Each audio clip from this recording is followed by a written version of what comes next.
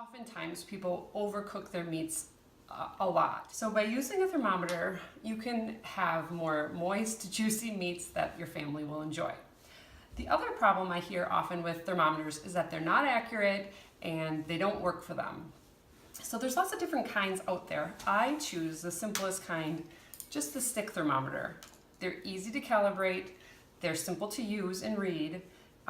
The easiest way to calibrate them, that means to make sure that they're accurate, that the temperature that you are getting off of your product is what it is supposed to be, is simple. All you need is a glass of ice water and your thermometer, and you also would need something to grab on to the metal piece underneath the thermometer. That's how you adjust the temperature on your thermometer.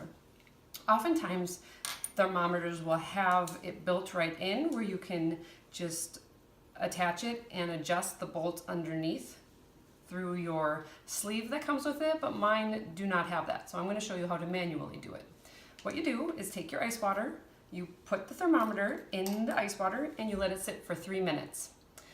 Ice water is 32 degrees. So you know exactly every time you have that thermometer in the glass of ice water that that would be 32 degrees. So you will adjust your temperature bolt at the bottom to be 32 degrees, and you know that you have your thermometer set accurately.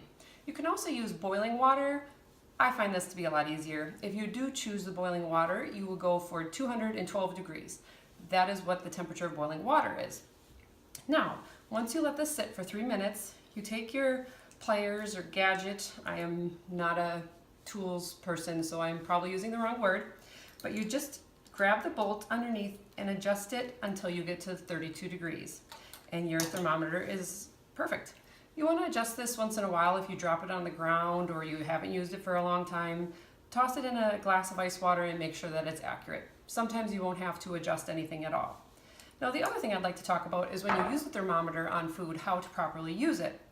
On these thermometers, there is a little tiny dot on it, and that is where the temperature is taken. So when you put the thermometer into the food, you want to make sure that it goes past that little notch in the post of the thermometer.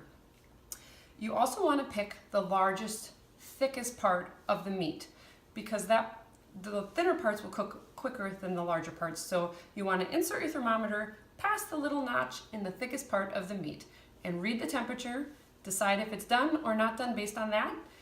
For chicken, you're looking for 165. For pork, you're looking for 145.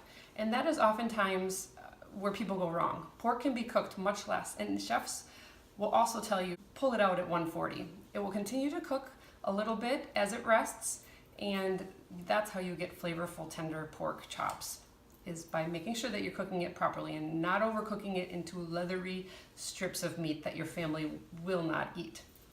So I hope those tips helped, and if you have other questions, I'd love for you to hop on the website and comment and post or ask questions on social media. You can find me at createkidsclub.com on Facebook, Instagram, Pinterest, Jody Danan RD on Twitter. I'd love to see you there. Thanks.